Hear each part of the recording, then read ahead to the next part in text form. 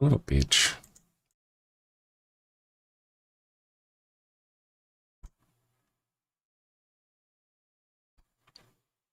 There I am. The engineer running the show this morning is a jackass and wasn't obviously prepared for the show. So I will have to have words with him myself later.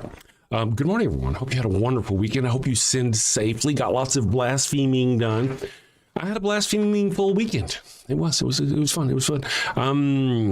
We're going to talk about some stuff. Today, we're going to be talking about how Christianity likes to try to hijack morality, claim morality for its own. And of course, we know better. We'll talk about that here in just a minute. Oh, son of a bitch. Go back to the main page. We'll talk about that here in just a minute.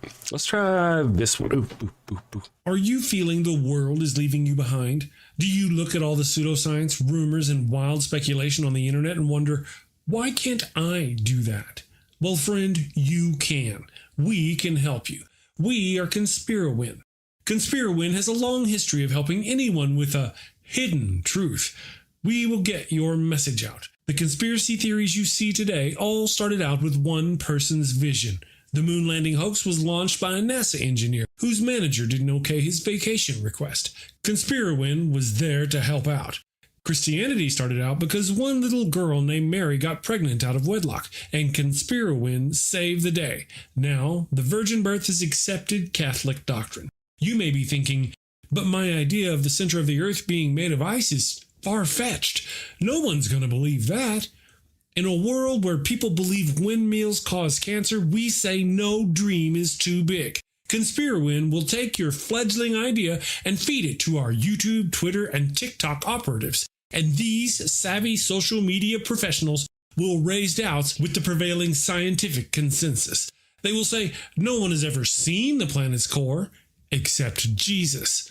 And science is wrong all the time. That's why science has theories and not Jesus. Within 30 days, we guarantee you CNN will run a story on how your conspiracy theory isn't true.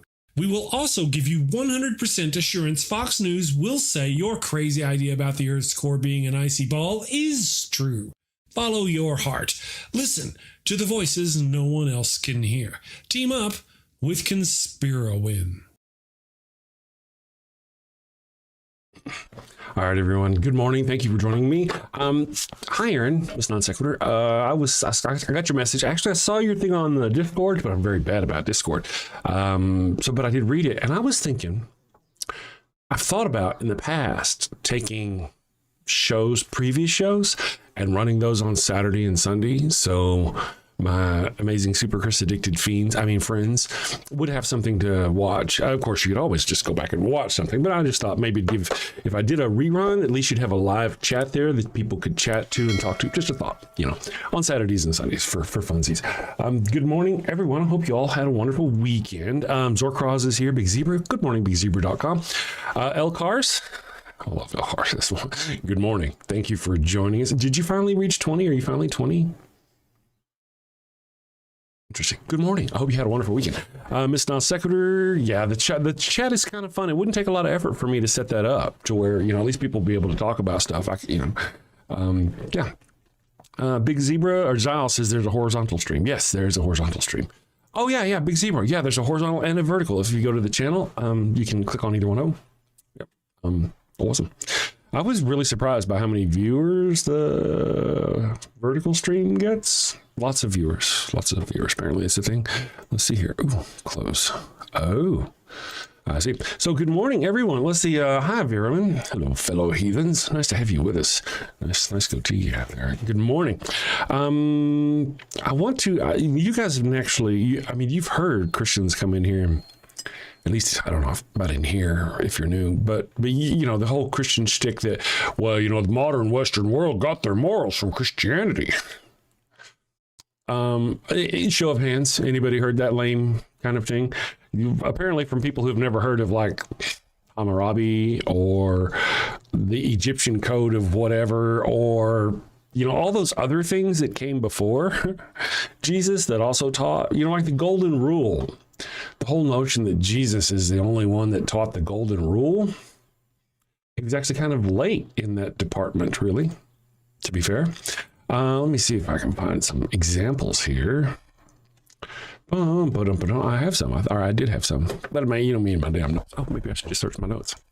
Oh, it's not my notes. That's something else. Okay. Anyway, so yeah, you know how Christians tend to do that. They love to claim that somehow Jesus brought morality, or a sense of morality we're built on. I don't know. Whenever they try to bring in the Old Testament, or they can't really, but the 10 Commandments and all this business, the Bible is the best way to live your life. You get your best morals from there. It's just really kind of amazes me that these people can go through this world with so many other different religions, lack of religions, cultures, and see people living in normal societies, various places without Jesus. And they still think this. It's kind of a surprise that people would be this. You really think that, and then there's the ones that, well, they think that Jesus, even though man may not worship Jesus or God creature, puts a basic set of morality into mankind. So they try to claim that way you have a basic set of morals that keeps you from doing good and bad things. Even though you didn't get them directly from Jesus in the Bible, you still have a basic set that God gave you to. So I don't buy it either myself. Biblical morals, Exodus 21:20 allows beating slaves if they survive a day or two. Hey, Dale, good morning. That's a good one. I want to mention, as far as the beating slaves, there's a scripture, in fact, where Jesus actually tells you if it's a slave who knew he was doing wrong, beat him a lot. If the slave didn't know he was doing wrong, but still did wrong, beat him with fewer blows. Jesus condoning slavery and beating of innocent slaves, Jesus Christ. Let me see if I can find that scripture for you. Good morning, Kelly Laughlin. Thank you for joining us. Let me go here. With my damn chair. Jesus beat. Let's see if my thing. Ooh. Here we go. Oh, yeah. For you Christians who are doubters, the doubters of the era. Let's see. Luke, Matthew 10, 34 through 36. No, it's the wrong one, son of a bitch.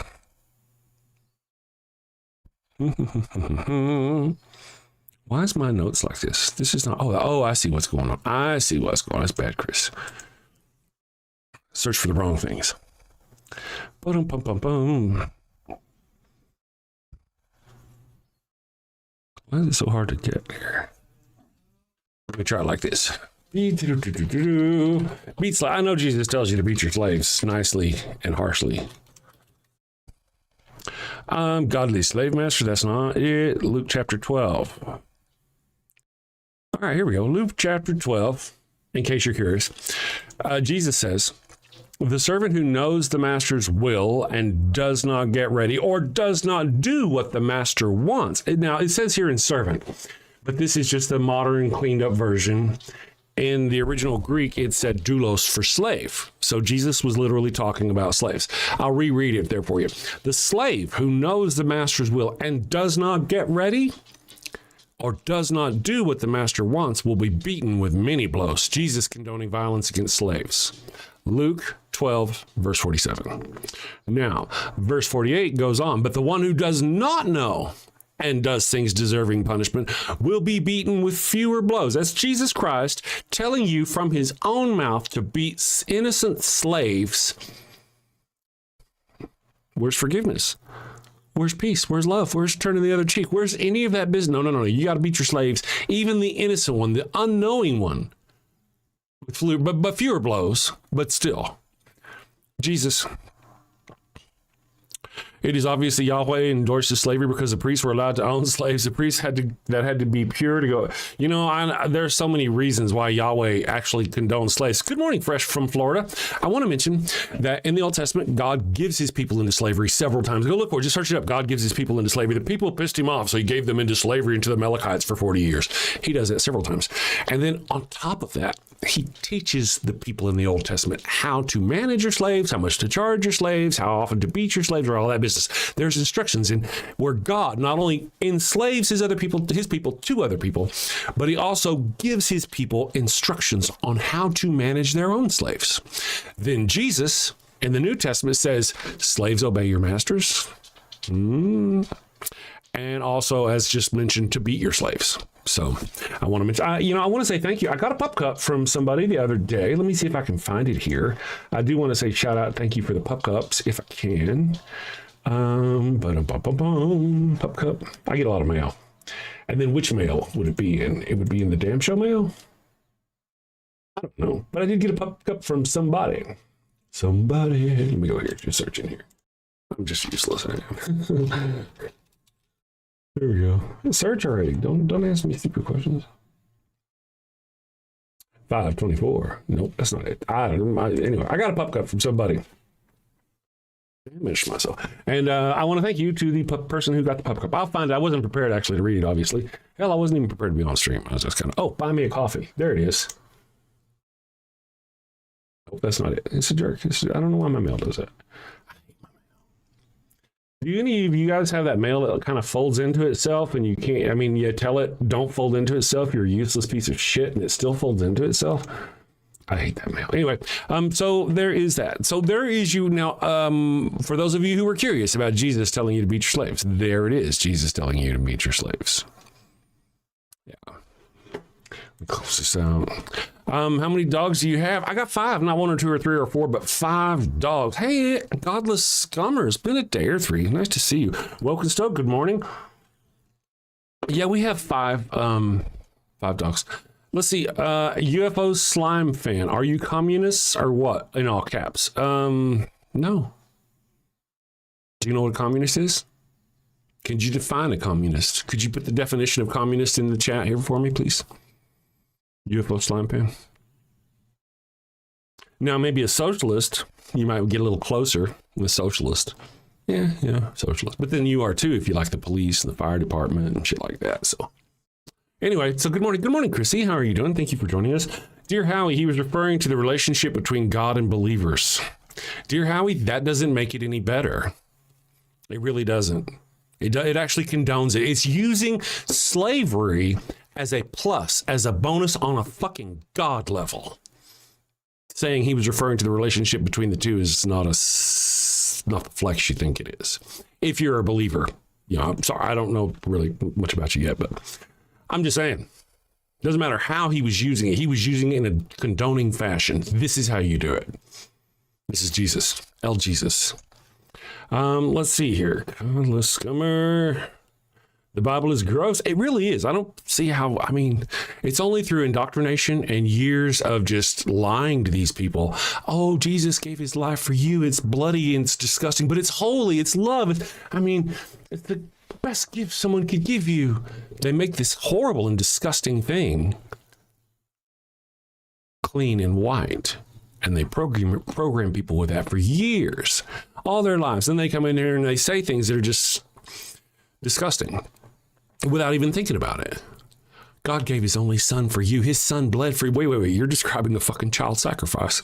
You're literally describing a child sacrifice where somebody sacrificed their child for my sins. That's a fucking child sacrifice. Nowhere in the New Testament does God call Jesus God. He always refers to him as his son. Always referred to as a separate person. Jesus always refers to God as a separate person. Whenever, even if you go to the John 10:30, where Jesus is the Lord and I are one, even in that little conversation he has with the people, on numerous occasions does he actually set a separation between himself and his God. He's like, God and I agree on this, and then also me and God, and then God would do this thing, and I am the man who gets you into the heaven of the Father. He never sits there and says, I am the man who gets you into the heaven of my own house. He's like, my Father's house has many rooms. Not my house. Henrim, good morning, Henrim. It's been a day or 3. Thank you for joining us. $2 says, keep pounding, brother. Tax the billionaires. Oh, yeah, tax them. Well, I don't think we should have billionaires. They had their chance. They fucked it up. They shouldn't have billionaires. We should set a limit at a certain amount of X million dollars. that people should be allowed to make. And then after that, and I don't give a fuck how you get it, whether it's in stock, properties, if all you got is like all your money is tied up in properties and all that, but you got X amount of $1 million, you can fucking go eat at Walmart or McDonald's or Costco for $1.50 hot dog. I don't give a fuck. You need to liquidate some shit and get you some cash. It's not my problem. But the fact that they do what they do, they buy our elections, I mean, they could still be uber rich, and yet our world could be beautiful, beautiful, beautiful. I mean, just imagine all the, I mean, oh my goodness, it's just stupid. We should not have billionaires. Mike Donegan says, beware this wolf in sheep's clothing. Yes, please. Do beware, Mike. Do beware. Beware if you're a small-minded coward, I guess. You need to lean on a big God creature behind you to make you feel safe. Let's see. Robert Hutchinson, good morning. And the bald guy from the Heaven's Gate said the same thing. Look what happened to them. That's right. What was his name? Applewhite? Something Applewhite, I think. Yeah. And then, of course, there's the David Koreshes. Jim Jones. Anybody heard of Jim Jones? You know, God creates the problem, then sells a solution. Cushy, good morning. Actually, yeah, very much so. It is sort of like, check this out. It is sort of like a protection racket, right? God's gonna come and get you, but then he sends his people and says, listen, man, if you give us the money, the big guy won't get you. But right, they're the same people. It's the same group. One of them's threatening you. One of them's offering protection from that other one for a certain amount of money. It's a fucking protection racket, right? Donegan says false prophet. Actually, no, I'm not a prophet at all. In fact, see, that's the whole thing. If you don't know the difference, then you're already fucked. I mean, really, not a false prophet. A false prophet will be somebody claiming to be a believer of Christ, right? I'm an apostate. I'm an apostate. I'm a heretic and an apostate. Apostate means I used to believe, but I don't believe anymore. A heretic means I'm somebody who doesn't believe the same thing you do, but that's not a Christian. You know what I mean? No, yeah, heretic. No, heretic's a Christian. So I'm just an apostate. An heathen. Anyway, get your shit together. Yes, Mike, God is painted as good. The Bible says we must tithe. Why? You know why, Mike? Because it's a scam. And the people behind it needed goats and they needed food. Remember, I mean, literally they had the Leviticus group of priests where they didn't work and you had to go give them food so they could be priests. Remember, that's kind of, and then like, you could tell, go look at the Old Testament, like, our priests ain't getting enough doves. Not enough doves. We need more doves in here for dove. I mean, it's all lamb meat nowadays. We need some dove meat. So then they describe this law. Oh, we got a new law out where if you have a female child, if your woman has a female child, she is unclean for a week or 2 weeks, in fact, and then she must bring a sacrificial dove to the temple to get clean. Oh, now they're getting doves. See what I mean? It really kind of goes through. I mean, that's a very simplified version for you, my slow friend. But that's really essentially how it went. Go look. But you know what? I tell you what, you could even give them a burnt offering, which is barbecue. You do know the priest got to keep the meat, right? Jesus Christ tells the people, the rich, who's he tell the rich to give their money to? The poor. You're right, Mike. Oh my goodness, the poor, they so need. Who does Jesus tell the poor to give their money to? Well, to Jesus and to God. So if the rich give their money to the poor, and then the poor give their money to the church, who gets the money? You can say it out loud. Scam. You can say scam. It's a scam. It is wait. Did Jesus say, render unto Caesar that which is Caesar's? I'm not sure if he did or not, really. Wow. Let's see. Churches cost money. They do cost money, Chef Boyardee. But why can't their God provide for them? Why does it need my money? Why can't it provide for them? I mean, sure, it may not actually fill their bank account with cash, but it could magically keep the lights on and not where, I mean, really, it's got power, doesn't it? Doesn't it? Churches need our money? Why does God need our money? Interesting stuff. Flash warning. Good morning, flash warning. Let me catch up a little bit with our chat here. False prophet. Let's see. The proud atheist, you get a return on your taxes. He did through tithes. Oh, yeah, that's right. Good morning, a beat guy. Average atheist. Do you think I'm average? paid it up to average. That's awesome.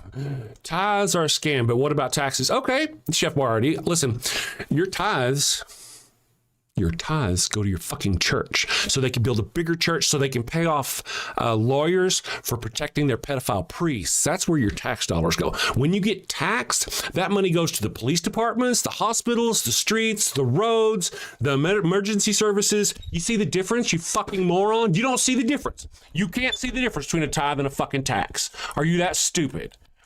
Oh, wait, you're a Christian. That's a rhetorical question. Jesus Christ, you people are fucking stupid. Taxes are geez, right? Goodness gracious. Thank you, godless scummer. To paraphrase George Carlin, he's all-knowing, all-powerful, all-wise, but somehow he just can't manage money. Godly people go to church. Really? Isn't that, can you explain to us, is that where not all of, obviously, but a great part of the child sex scandals happen in the church with all the godly people? Is that right, Mike? That's why I'm personally one of those who now have come to the conclusion in my heart that if you are a responsible parent, you will not leave your child with a Christian.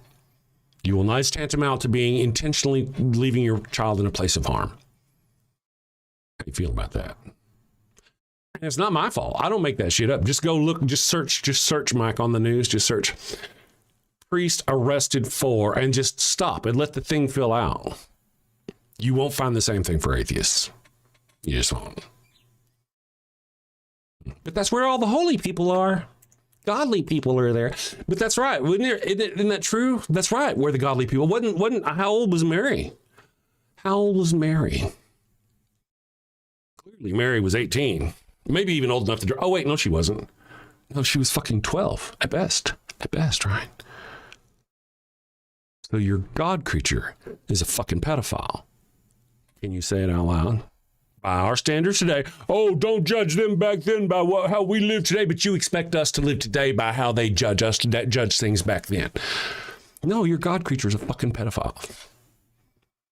Interesting. Matter of fact, I had this guy offer me a thing. That should have slapped me. I should have got that one. He says, I'll send you $50 if you find a single condonement of child marriage, sexual violence, or, well, yeah. The birth of Jesus. That would have been the one. Sexual violence or murder. Yep. Condonement of child marriage, sexual violence. That would actually be Mary right there. Yeah, Mary. God raped Mary. You can't not, the whole notion, there's no way a young girl in the Middle East, and first of all, they were just property, right? We know they were treated as just properties. They had no choice, zero choice. But the notion to think that she was somehow willing, she was willing. A 12-year-old girl is willing. So by you, 12-year-old girls are willing, and that makes it okay to have sex with them? Where does this line stop, Christian friends? Interesting thoughts. Maybe you're right. The churches are full of godly people, as demonstrated by the actions of God creature who raped a 12-year-old girl in order to have Jesus, who he could then commit a child sacrifice with. You people are fucking sick. And you don't even know it. That's the hard part. You don't even know it. Am I wrong? When you... I know I'm a loudmouth. I've got some hyperbole. I'm a Daffy Duck kind of character, but am I wrong? I'm not wrong. Where am I wrong? Mary was a 12-year-old girl. There's no way a 12-year-old girl could consent to anything. If I were now to go to you and you had a 12-year-old daughter right now, and I told you, well, she said it was okay to have sex with her. Is that okay with you? Would that be okay with you? So no. But if it's God, that makes it okay, right? Slime and hymen on the God creature, you're okay with that. So yeah, I'm a little Daffy Duckish. I'm a little kind of, but I'm not wrong. It's fucking disgusting. Your God creature raped a 12-year-old girl at best. So it could have its own son that it could later perform a child sacrifice on. A human sacrifice. Now it is firstborn son, right? First breach of the womb. So Jesus is the firstborn son, child sacrifice. You worship that. And you're not disgusting. we're the ones with bad moral sets. I'm the one who is a bad person because I don't have a God creature that condones child sex, slavery, murder, rape, genocide. I'm immoral because I don't have that God creature watching over to me to make sure I'm okay. Can you imagine that? Isn't that weird? That's like having Hitler, Mussolini, Stalin, all those motherfuckers wrapped into one person watching over your shoulder going, you better be good. Well, what is good by something like that? What is good by a creature that condones killing people? You know, there's a story we really like to tell, us atheists anyway. We're like, oh yeah, Psalms, I think 127. You don't hear me talk about it too much. 127, where God creatures, they're singing about dashing babies against the rocks, happily dashing the child against the rocks. And that's a song. They're saying it's a song, is what it is. They're singing a song about dashing children against the rocks. And then, of course, the Christians will say, theists will say, believers, whoever, they'll be like, yes, but they're singing about do back to those who had already done to you whenever you are. So somebody has done this to you. They've taken your children and dashed them against the rocks. So the song is like, when you get the chance, you should do this back to them. Dash their children against the rocks. Happy shall ye be. That's fucking God telling you to do that. That is God's creatures' children singing a song, teaching to kill infants by grabbing them by the feet and dashing them against rocks. Because God creature was so weak and so impotent and so powerless, he couldn't keep that from happening to his own loved people. Because somebody else did it to them, and now they're singing songs about doing it to someone else. God creature. Merciful, loving, disgusting. How does that work out for you? Right? I mean, let's see here. Let me see what the chat says.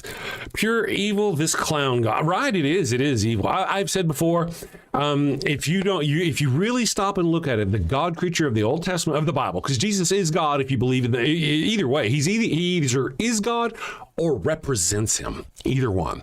He condones God. And the God creature of the Old Testament is just absolutely fucking horrible. It is as close to a demon from fucking hell as you could absolutely get. And I know you think I'm kidding you because a lot of you have been programmed, raised to think it's a loving God, a merciful God, but it's absolutely not. It is more like a pit demon from fucking hell. It does not use wisdom. It does not use love. It does not use kindness.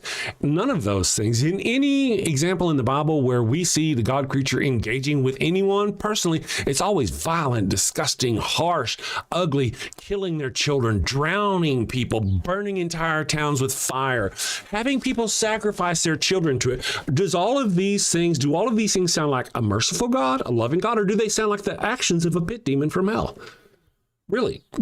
I'm not fucking kidding. Which one? Where in the Old Testament, the God creature, does God act like a reasonable person? Is it whenever God creature kills all the firstborn of Egypt? Is it whenever the God creature sends his angel to Hagar and tell her to go back, the rape slave of Abram, by the way, and tells her to go back to her abusive masters? Is it, where does it end? God, do not do this. Let's see. Hail the flying spaghetti monster. A beat guy. Good morning, beat guy.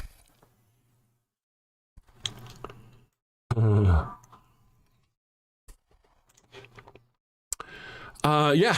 No. Well, see, here's the whole deal. It was talking about what would happen to Israel when the Babylonians invaded, because I don't think so. I think you're wrong. Don, let me just check on that, though. I will check.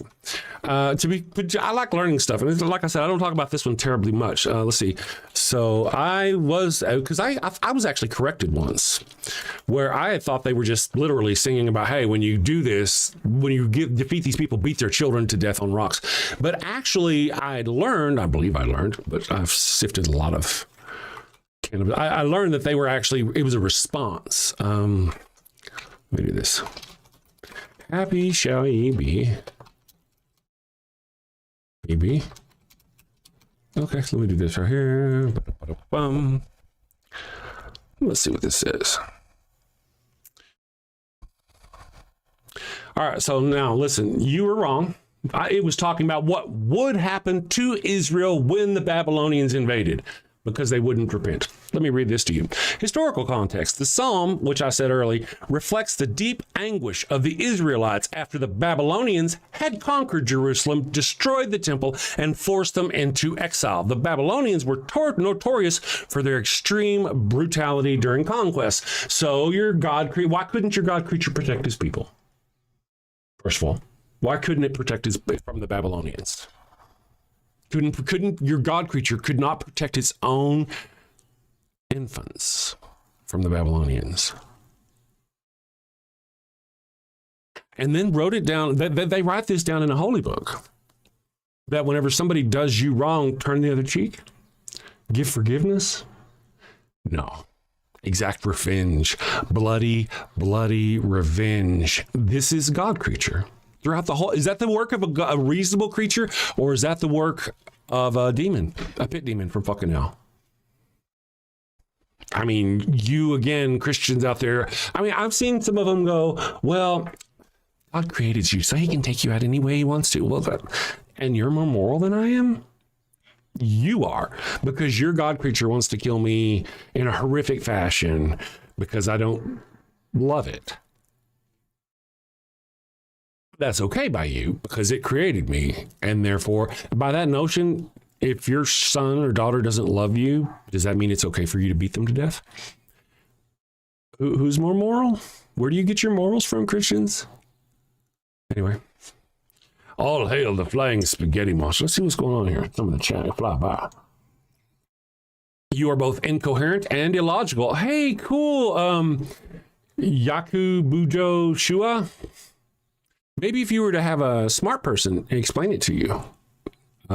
Technically, literally, scientifically proven, non-theists, non-religious people are more intelligent than religious people. So maybe you should have an atheist explain it to you. They can talk slow enough for you to explain to you how your God creature is horrific.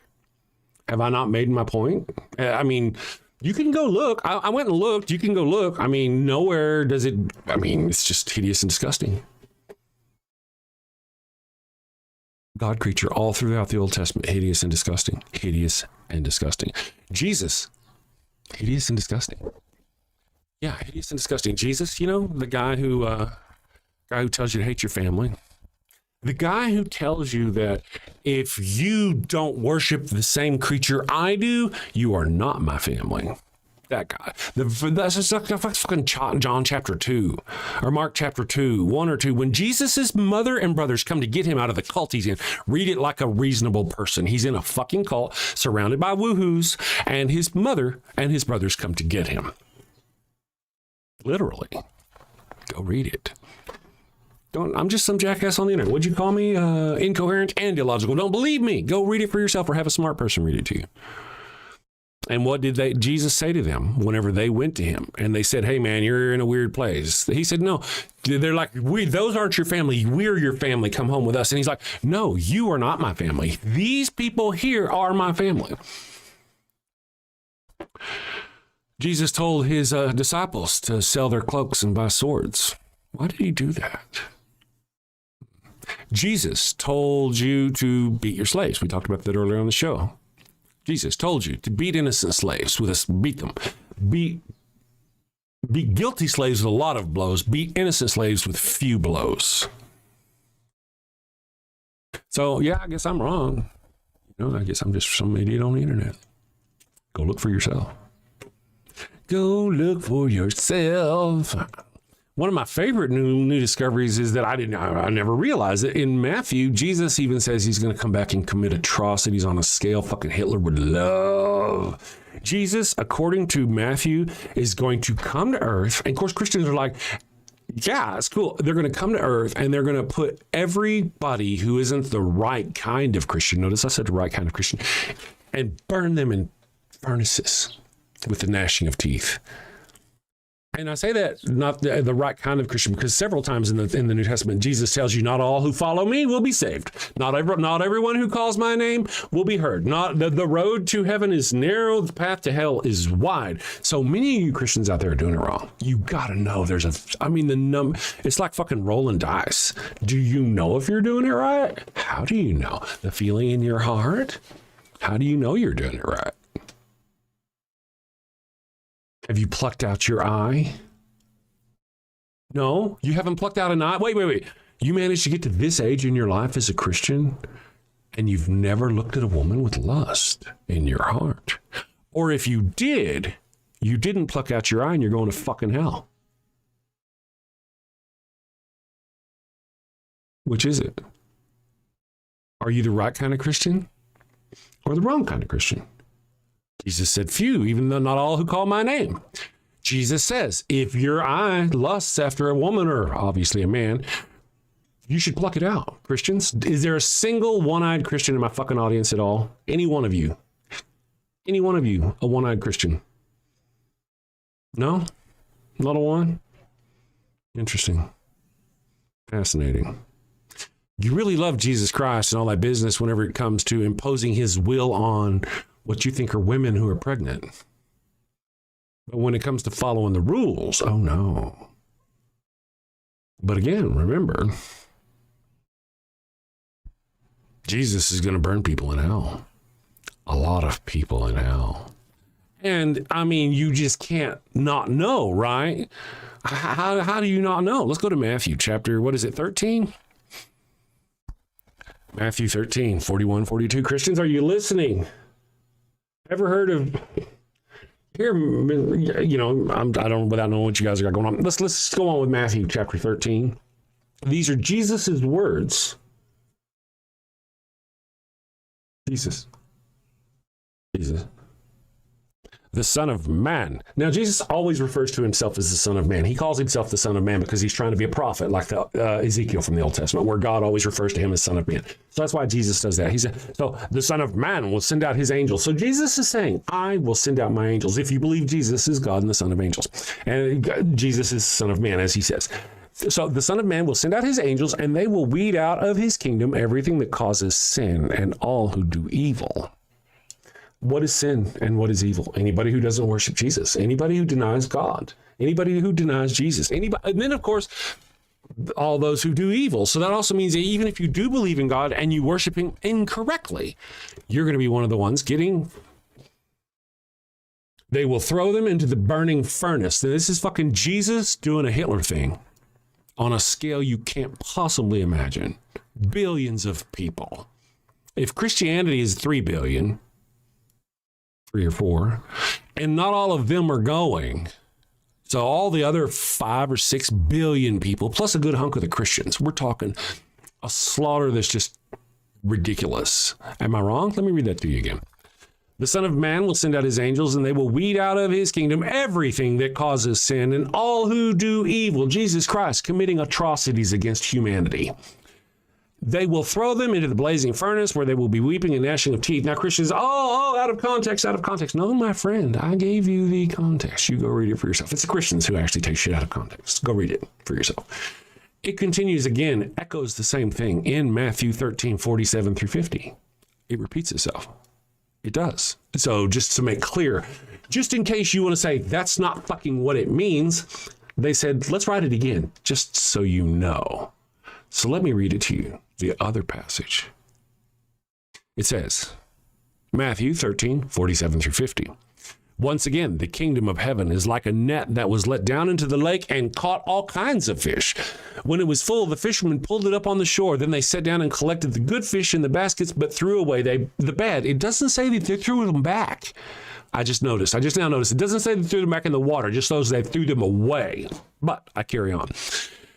Threw the bad away. This is how it will be at the end of the age. The angels will come and separate the wicked from the righteous. And then verse 50. And throw them into the burning furnace where there'll be weeping and gnashing of teeth. Jesus and his angels murdering innocent mothers, brothers, fathers, grandfathers, just all the people, everybody who doesn't believe in him. Now, you can go look at the Old Testament.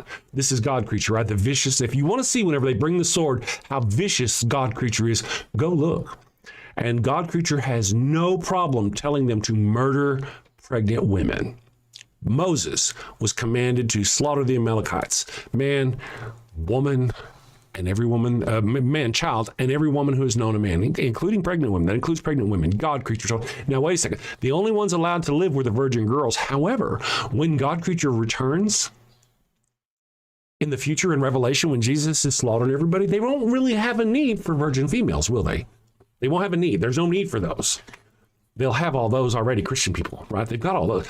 So they'll just slaughter them too, right? Is that what they're going to do? Or do you think they'll actually go out of their way to make sure they save virgin females just really for the trauma? Well, how do you think Jesus is going to go? Do you think Jesus is going to do that? You think he's going to fight the way God creature told Moses to fight? When Jesus comes back with his mighty sword, he's going to slaughter me, my daughter's husband, but he's going to leave my daughter's 9-year-old girl alive so one of you good Christians can take her as your wife. How's that going to work? That's the example set by your God creature. And then Jesus himself is talking about coming back and slaughtering millions. And then we haven't even got to Revelations yet. Or Revelation. We haven't even got to Revelation, where Revelation talks about the Lamb who was sacrificed, who is covered in blood, and who is riding a horse with a sword out of his mouth. He's going to come slaughter every fucking body on this planet. Am I wrong? Am I lying? Am I taking it out of context? Any of those things? Out of context? No, you know what Revelation is about. If you say I'm taking the slaughter of humanity out of context in Revelation, you're just a fucking idiot, or you're a liar. A liar. You're a liar. And Matthew 20:13 tells you how it's going to happen. Jesus is going to come and slaughter every man, woman, and fucking child that doesn't believe in Jesus Christ. Merciful, forgiving, loving, turn the other cheek, kind, wise. None of those words describe this at all in any way. Now, we can go to Revelation if you want to, where it talks about Christians. You really don't want to check this out, man. You don't want to do this. You don't want to do this. I'm sorry. You just don't want to do this. There's a place in Revelation in the back of the book, Revelation, where I believe it says the Lamb is going to be standing on a wine press. And that wine press is going to be, this is all metaphorical, of course. The wine press is going to be squeezing out blood of humanity. This is talked about in Revelations when Jesus, God creature, comes back and he's slaughtering everybody. He's giving us a metaphor about how much blood there's going to be. The God creature, Jesus, the Lamb is going to be stepping on the press, the wine press in Jerusalem, I think it was, or somewhere. And it's going to, the blood is going to be as high as a horse's bridle, which is about 4 feet high, and a 1,600 stadia. I don't know if that's in a line like a road or in a circle. In a circle would obviously be a lot more blood. That's about 180 miles of blood, 4 foot high. Creature, merciful. And that's Jesus doing the squeezing. Jesus doing the squeezing.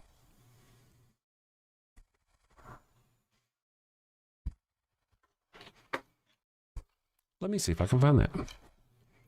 Wine press. I haven't added that one, obviously, to my notes. I do have a note in there about Noah getting drunk on wine. As soon as he got off the fucking boat, he does a winery and gets drunk. Let's go. Revelation, wine press. In the book of Revelation, the wine press is a powerful symbolic metaphor for the ultimate crushing judgment of God against sin and evil. You could read that as the ultimate crushing judgment of Hitler against the Jews. Couldn't you? Show me the difference. Found in Revelation 14, 19, and 20. And 1915. Oh, let's go look this out. Oh, yeah, Revelation 9. Oh, my goodness. I knew they did it more than once. Let me check this. I haven't added it to my Nuevo Notes yet, so maybe I need to add it to my notes. Let's go Revelation 14, 19, and 20, where your God creature, where your Jesus talks about all the blood, all the murdering of fucking innocent women, children, and men that he's going to do. Are you going to be part of God's army? Are you looking forward to coming back and raising your sword and slaughtering little kids in the name of Jesus Christ? Is that you? Hi, good morning. Let's see here. Someone said Jesus is God, so show them where he is. Yeah, apparently Jesus shaves. Jesus slaves. I just spilled coffee on myself. What is it about you people? I'm just going to go Revelation 14. I spilled coffee on my keyboard yesterday. Day before yesterday? Oh, was it Friday? It was Friday. Oh, shit, man. I couldn't use the keyboard all weekend. It finally came around yesterday. Let's see. Revelation 14, NIV. What was that scripture? 14 what? 14... 19 through 20. Okay, so this is Jesus, God creature, 19 through 20. The angel swung his sickle on the earth. Take your sharp sickle and gather the clusters of grapes from the earth's vine, because its grapes are ripe. This is a metaphor for slaughtering humans. The angel swung his sickle on the earth, gathered its grapes, and threw them into the great winepress of God's wrath. They were trampled in the winepress outside the city, and blood flowed out of the press, rising as high as a horse's bridles for a distance of 1,600 stadia. See, 180 miles. It doesn't say whether it's in a line or in a circle, though. I would imagine it'd be a pool, though, right? It's a pool of blood. It would be a pool of blood, right? And that's a lot of fucking blood. 1,600 stadia, about 180 miles, 300 kilometers of blood stamped out by the lamb, the angel. It varies depending on which one how you take him. It is actually, so here you go. Then I looked, and there before me was the lamb standing on Mount Zion, and with him 144,000 who had his name and his father's name. Two separate people. The book of Revelations identifies them as two separate people. Modern Christians just want to worship Jesus. It's against the rules, so they make him God. Anyway, and I heard from a sound from heaven like the roar of rushing waters and like a loud peal of thunder. The sound I heard was like that of a harpist playing their harps. Then they sang a new song before the throne and before the four living creatures and the elders. No one could learn the song except the 144,000. This is an interesting point right here, in that this literally states that there are things that people who believe can do that non-believers or the other people who are not the right ones cannot do. And no Christian, no theist has ever been able to do that. There's not a mountain only Christians can climb. There's not a song only Christians can learn. There's nothing only Christians can do. Interesting. Anyway, he goes on. No one could learn the song except the 144,000 who had been redeemed. These are those who did not defile themselves with women. God hates women. Doesn't he hate women? For they remained virgins. To have sex with a woman defiles you. He doesn't clarify if it's sexual or consensual or marriage, nothing. Marriage, not, no. It just says defiled with a woman. That's all. And then it says, for they remained virgins. Therefore, it means they couldn't, women are just fucking dirty, is what it's saying. It's not saying married men. No, virgins. Then it goes on and says, they follow the Lamb wherever he goes. They were purchased from among mankind and offered as first fruits of God and the Lamb. This is literally, if you read this with like a non-theistic eye, this reminds me of the slave sales. Doesn't it remind you of the slave sales of the 1800s, where they'd bring the slaves up on the stage, on the little stage out there, and they'd sell them, they'd pull them along. They're bringing all these slaves for God, for man. He pulled these slaves specifically for you. Let me read that again. They follow the Lamb wherever he goes. They were purchased like slaves from among mankind and offered as first fruits to God and the Lamb. It sounds like human sacrifices again, doesn't it? Interesting. No lie was found in their mouths. They are blameless. That would be exactly who they would sacrifice, wouldn't it? They like hurting innocent things to make bad people feel better about themselves. Christians. Anyway, I go on. No line was. Then I saw another angel. This is the whole fucking thing. Let me just move down to where. Then I saw another angel flying in midair. Essentially, go at the end. God, Jesus wipes it down. From another angel came the temple in heaven, and he too had a sharp sickle. Lots of angels, by the way. Just exactly what the other scripture says in Matthew, doesn't it? The Lord and his angels. Let me bring that other one up here. Where is that other one? Let me bring this over here for you, my friends. Let's see, Matthew 13:41. The Son of Man will send out his angels, and they will weed out. Revelation. Another angel came out of the temple of heaven, and he took a sharp sickle. Still another angel who had charge of fire came from the altar and called in a loud voice to him who had the sharp sickle, "Take your sharp sickle and gather the cluster of grapes from the earth."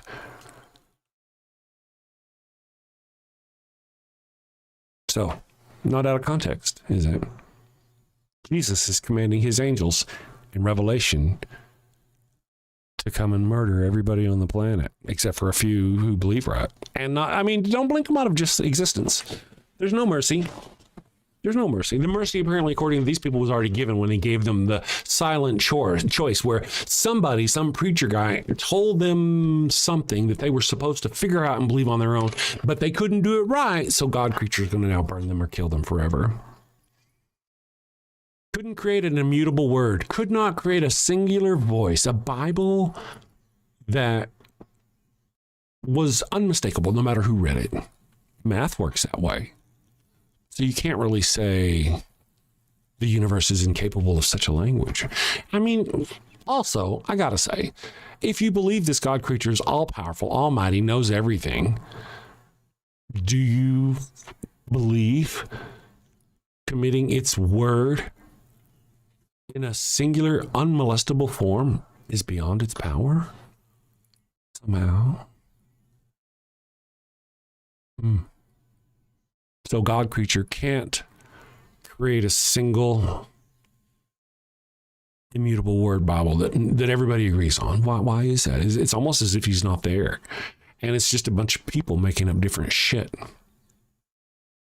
Yeah, just making it up as they go along. That's what it sounds like to me. I'm just a guy on the internet, though. Revelation, however, I just want to mention Christians. Jesus slaughters billions of people personally. Him and his angels go out amongst the world and slaughter people by the billions.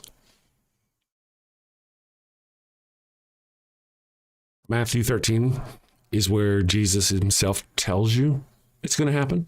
Revelation 14 is where it's described as the vision from John. Not John the Baptist. I don't know. Not the John the Baptist. No, this is John Peter's friend, by the way. I think is who they're quoting.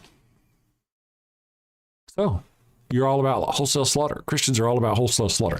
Another thought, though, is if you're a Christian, how selfish are you? Are you selfish? If I gave you $10 and put it in one of your hands, but in order to get that $10, I have to take a hammer and mash the hand of 10 5-year-old children. Do you still want the money? Or no? Would you take the money knowing those children will get their hands smashed? Would you accept the glory of the Lord knowing that lots of children are going to be murdered in his name? Are you going to accept that? You'll be happy? You eager to see that come? Are you that selfish that you can't wait for your day in heaven, even if it costs billions of people their lives in a murderous fashion, and they then go to hell? You're down for that. Of course you are. Because you're a Christian. Do you have a loved one who's on their deathbed, but they've yet to give themselves up to the Lord? Are you sure you don't want to come to Jesus? No. This is your final chance. No. Worried they're headed to the fiery pits of hell. Your very last chance. No. I've been wicked and sinful. I deserve to burn in the hot place. As you wish. Farewell, my heathen husband. Farewell, my... Well, fear not, my wayward child. Introducing Father Flanagan's line of post-mortem baptismal kits. No more worries about being miserable alone forever. Be a good Christian and share that eternal pain and suffering with the ones you love. I'm in hell. Not as hot as I thought it'd be. Kind of feels like Houston, minus the humidity. Hello. My favorite drink crafted to perfection. Ooh, and some dank ass weed. I can't bear to be down on my face chanting, holy, holy, holy is the Lord, every day, all day, for all eternity, by myself. Wow, is that George Carlin? And Alan Turing, look at that. Carl Sagan, oh, I am so honored. You've been my hero since I was a kid. Neil deGrasse Tyson, what are you doing here? Oh, I get it. I get it. Schrodinger's heathen. Very cute, you. Very cute.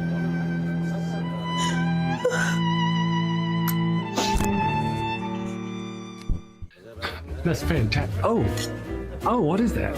What is? It's holy water. Oh, it burns. No, this isn't where I want to be. Pabst Blue Ribbon and a Marlboro? No! Father Flanagan's post-mortem baptismal kit. Dead kid tested, Mother Teresa approved. Is that the Pope and John Paul? Jim Jones and Jimmy Swaggart, huh? I can see that coming. Neil deGrasse, what are you doing?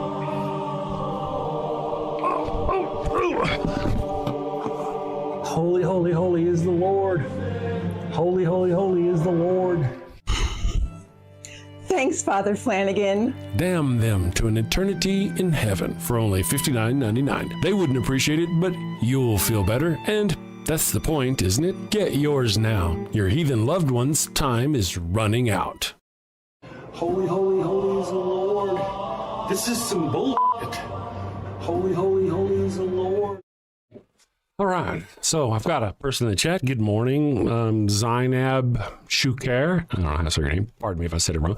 Ask, okay, you're just going in circles, and then says, okay, the first person on Earth, where did they come from?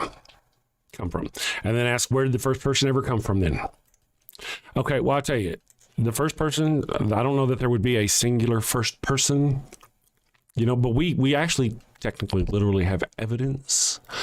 Lots and lots of evidence showing the evolution of man from a form of early ape to what we are now. Not from chimpanzees. No, the chimpanzees came from the same ape and just broke off at a different time. We have evidence. We have lots of evidence. Thousands and thousands and thousands of skulls. Now, let me ask you, my friend, where's your evidence? I mean, we've got layers of dirt going back to science. They all converge. They all agree for the most part, almost all of it. Like the scientific dating from the rock structure over here, it will tell you that these things over here, these bones were found here. And then you kind of get this evolutionary step process where you can see how they are. I mean, we got it. Where's yours? Where's your evidence for there's no fossils at all? None. And then all of a sudden, human skeletons appear out of nowhere. Just magically. Really? You have none of that. None of that. The claims that the Earth is 6,000 years old. Ridiculous. Ridiculous. I mean, like on a childhood level. Ridiculous. We got so much evidence. We have cultures older than that. It's just crazy that you people would be so wrapped up in these ancient texts that you believe that kind of nonsense. So where did man come from, in your opinion? Zine just popped into existence, despite all the evidence we have of humans evolving from a certain form of ape? 20, very ridiculous. It's only 26 years old. That's right. That's right. It's anti-Judaism hour, folks, says Copen Seethe.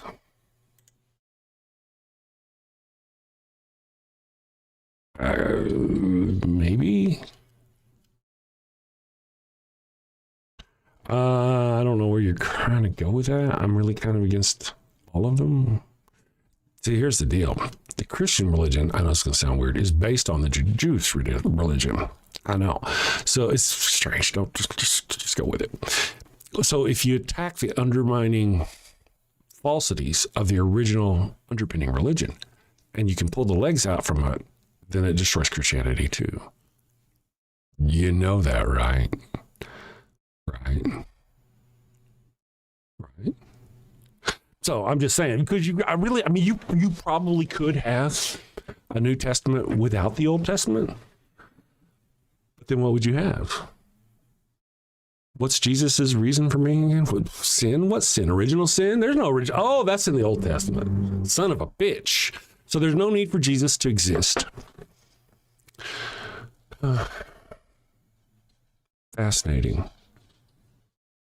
That's just not counting the other things, like the Ten Commandments. Oh, Ten Commandments. So obviously, without the Ten Commandments, written, what, I don't know, past 600 BCE, without that, no one on the planet would know not to murder people. Obviously. Right? Just one question. Did you believe in God? I did believe in God, and then I grew up. Yeah. I mean, I was never indoctrinated properly. My parents were light Christians, once or twice a year we might go to church, or, if somebody got married, we'd go to church. We believed every now and then. Somebody died.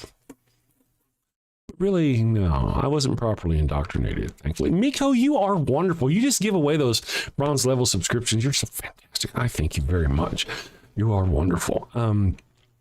No matter what everybody else says about you, I don't believe it. It's all lies, Miko. It's all lies. Let me see here if it's going to tell me. Sometimes I leave comments with it and I don't see the comments. Let me see if it's going to show me here. Show me the thing. Thank you very much, Miko. I appreciate you. The Torah is all lies. Do not fall for their fairy tales. Whose fairy tale should we fall for? Just let me know. Clarify, please. I respect Jesus so much, but he's a messenger in our religion, so you're a Muslim. Gotcha. You are a liar, says this person, Rhino. You misspelled liar. Why am I a liar? Where did I lie? Please explain. And then we'll talk about it. In the chat, if I even see it. I may not see it because there's a lot going on. But if I see it, I'll respond. Zion says one question. Okay, yeah, I used to believe in God. I don't believe in God anymore. Something. I have never seen a physical fallen angel, but I think this is one. Follow him and you're totally doomed. Ooh, thank you, Elizabeth.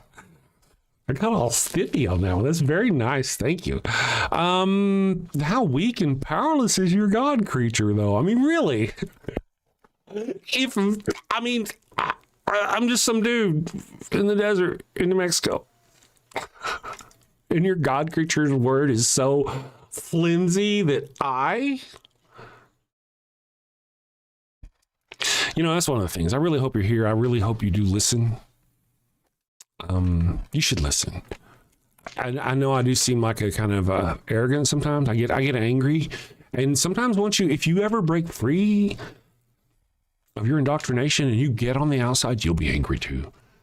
You'll be angry at yourself. You'll be angry at the people who misled you. And you'll be angry every time you see someone who is like you used to be. When they come and tell you that the only reason why you don't love Jesus is because he hasn't touched your heart. That's like telling a lesbian the only reason why she's a lesbian because she hasn't had the right dick. How do you know that you're not gay if you haven't had the right dick?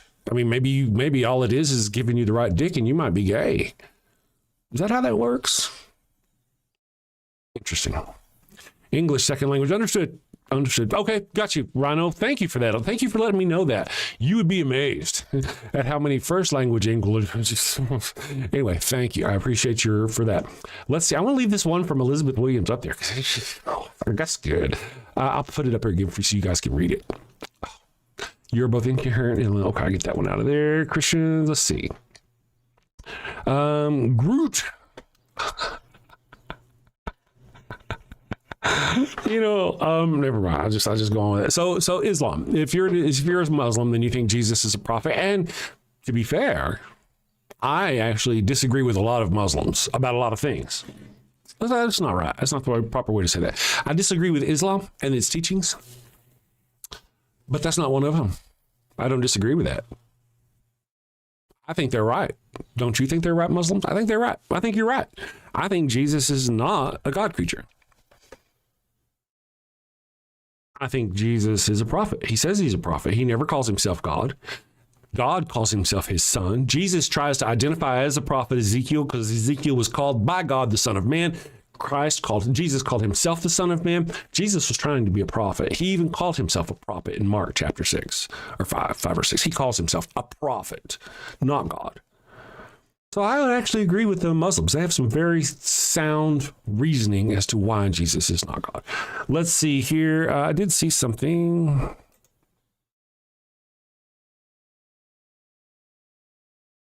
I don't know. I don't understand that one to see why that would be blocked, but it's not my language, so I ain't gonna worry about it. I did see one. You're respectful. I said one. I want you to do. I'm respectful. So you're respectful. Is that saying you're wanting me to be respectful as well? I think that's what you're saying. I can understand that. I can understand how a Muslim would want me to be respectful, because if I'm not respectful, then I'm going to start pointing out all the horrific things about your prophet. Yeah. And I'll go right for the heart. I don't fuck around. I don't. So you want me to be respectful because I'm going to go, yes, I agree with you that Jesus was a prophet and not God. But I don't agree with your prophet because he married a 6-year-old and then had sex with her when she was 9. And that the Hadith talks about how she would describe scraping the semen out of his robes. That's just a start. Now, see, I'm not even being disrespectful. I'm just speaking truths. If speaking a truth is disrespectful, maybe you should regard your religion from another light. Now, you might be one of those people who say, well, that part of the thing where she said that or she wrote that down or whatever is part of some hadith. It's not official. Is it a hadith or not? Is it a hadith people read and worship and share, even if not the majority of them, or not? I don't think we really want to be going the Islam way. We could talk also about the time Muhammad captured. You know, we talk often, you can't really talk about Jesus literally murdering someone, but you can about Muhammad.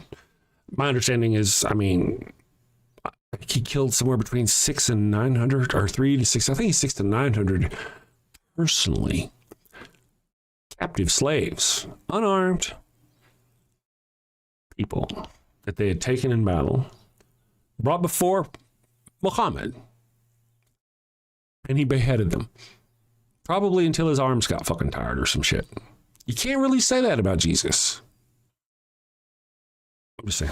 Anyway, so go read the Quran, please, in your own time if you want to. Yeah, have you read the Quran? Zainab? I'm just curious, really. Have you read the Quran in your own language? If your language is not Arabic. Have you read the Quran? Can you tell me which chapter in the Quran, which surah, pardon me, does it tell you to take off the fingers and the heads of the non-believers, of the wicked? Which surah is that? Which story is it where Muhammad kills another man so he can have his wife? I forget. It's been a while. Anyway, we don't normally talk about Islam here, so we'll move on. There's no evidence, Chrissy G, there that any God exists in reality. That is true. And really, we have lots of proof of evolution. And here, listen, Christians, especially Christians, I don't know. I really don't engage with Muslims very often, so I don't know how you feel about evolution. But the Christians here tend to not believe in it because they feel evolution negates the Genesis story of the Bible, and therefore they're God. I don't really think that myself. I don't think that believing in evolution and that evolution happened negates their God at all. I don't think that. I don't. I'm an atheist. I don't think that. I mean, this is the God creature, allegedly, that loves us all, loves all of mankind, can watch every leaf on every tree, and painstakingly creates every petal on every flower. Why would this God creature truncate the existence of mankind down to just a few thousand years whenever he could spend 300,000-400,000 years with us tops watching us grow and develop as a people? Why would it do that? And the only reason I think why a lot of theists believe that or are against evolution is only because in the Bible it says, poof, We showed up. God created this being like that. They can't take the metaphor. They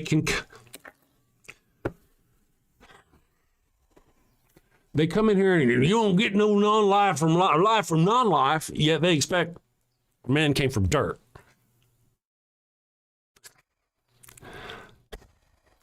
But Christians, if you take it as a metaphor, yeah, man came from dirt.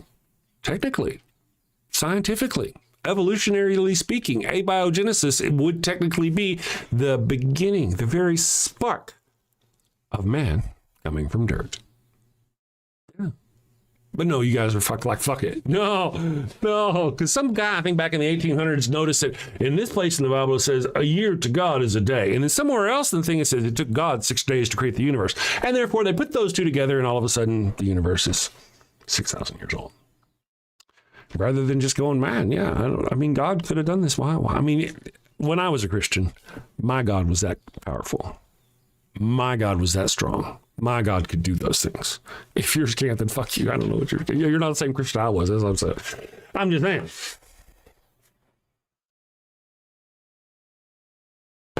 I don't like dirt. Yeah, I mean, and then there's another thing. And you'll, Christians, I'm going to give you a piece of argument that if you'll embrace evolution and science, you'll have a handy little argument for your own metaphorical understanding of the Bible. I already gave you one just now about how man came from dirt is an allegory for abiogenesis. Boom. Your problem solved. Here's another one. There's often this thing in the beginning, God creates the heavens and the earth. God created light. And on the fourth day, or the third or fourth day, God created the earth or the sun, right? So Christians are all, how could you have light without the sun? Well, my friends, the universe was 12 billion years old before our star even was born. Therefore, in the beginning, there was darkness and God created light. There was light. And then a few millennia, million years later, whatever, God created the heavens and the earth. It makes sense. It fucking makes sense. If you stop being a dick about it and just go, oh, I see. Yeah. In the beginning, there was light. And then the sun came on the third day. Yeah. I think it's something like that. Yeah. You see how you could actually make it work if you would just accept some things? But no, we've got to be hardcore. And it's because sometimes in the Bible you go, oh yeah, that's hardcore, that's rigid right there. Gays can't be with gays because it says so. But over here you're like, oh, well, that's funny. That's fuzzy over here. We just interpret that however you want to interpret it. From dirt. Abiogenesis. From dirt. Man from dirt. And you'll come in here and you'll say, oh, you see a man come from dirt, a man life from non-life. I'm like, but you think life came from non-life, don't you? Don't you think life came from non-life? Adam came from dirt. That's what you think. Why would you disagree with our version, which actually have scientific evidence to back it up? I see a call for a dancing. Ooh. Let's see. Okay. All right. So we want to, all right, we'll do this thing. We'll be back in just a minute.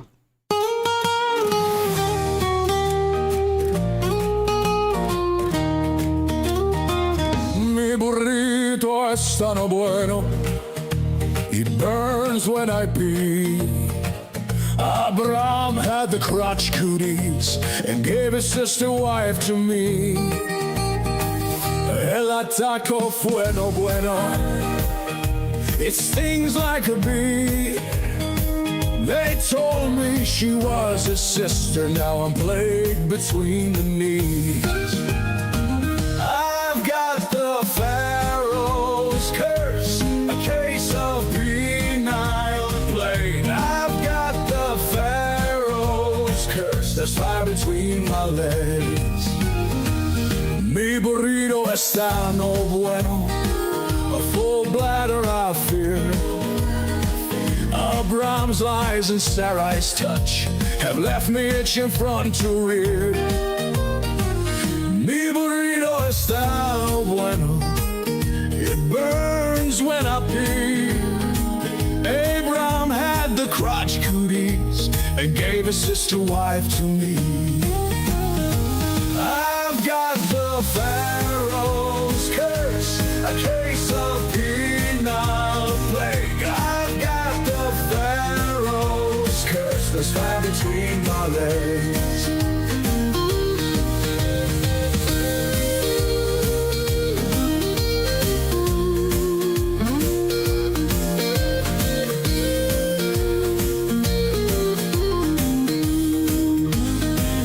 Mi burrito está no bueno, a full bladder I fear. Abraham's lies and Sarai's touch have left me itching front to rear. Mi burrito está no bueno, it burns when I pee. Abraham had the crotch cooties and gave his sister wife to me. I've got the Pharaoh's curse, a case of penal plague. I've got the Pharaoh's curse, there's fire between my legs. I've got the Pharaoh's curse, a case of penal plague. I've got the Pharaoh's curse, there's fire between my legs.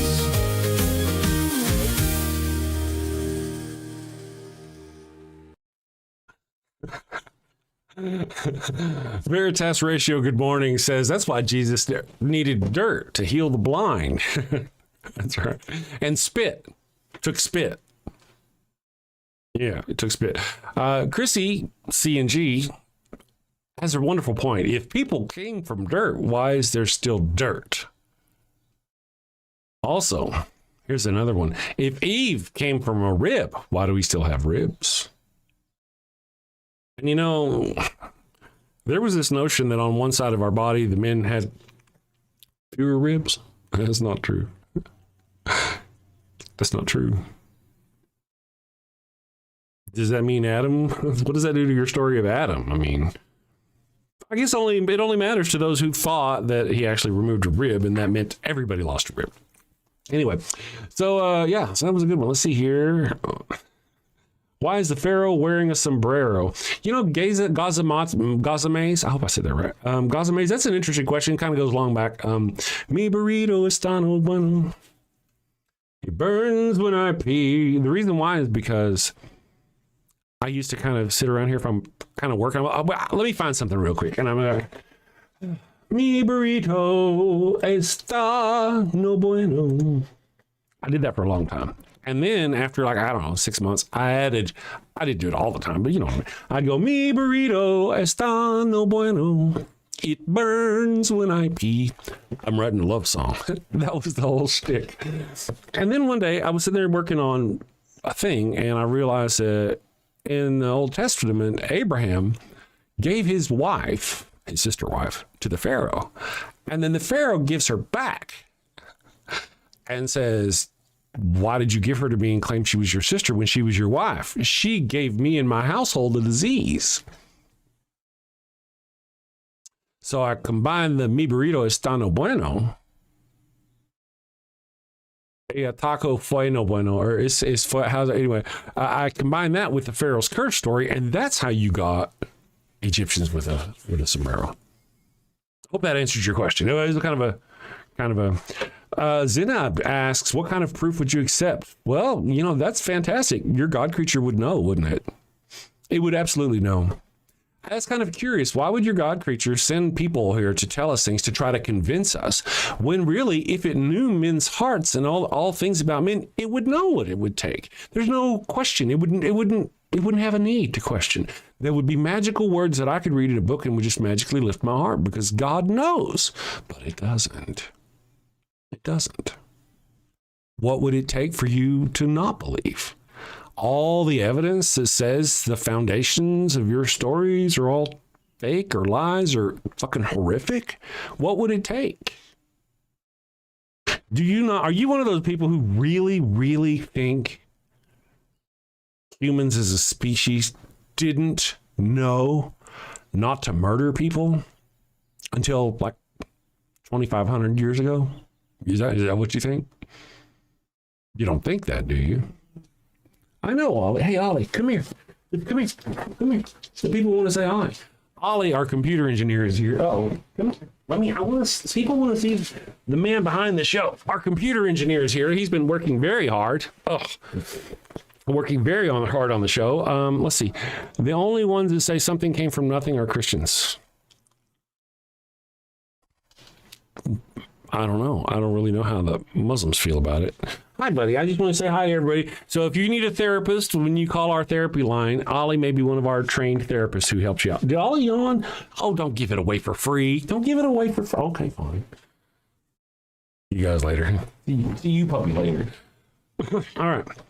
I would believe in God if every Christian treated everyone else with love and respect and none of them break the laws. Yeah, except for some reason, they have this propensity for raping children in churches. I don't know what that's about. No unified voice of God there for some reason? What's up with that? I know, Ollie yawns. Let's see here. I'm just kind of catching up with my chat. I see. Yes. So the whole where did your first man come from? That's a tough question. In that, I don't think you could actually say there was a singular first man. It would be a group of people, a large group of people, changing over time. A group of individual creatures, group of changing over time. To where one day you'd look up and yes, pretty much the main template for a modern man, with a couple of minor exceptions. It would probably evolve over the next couple 100,000 years. Yeah.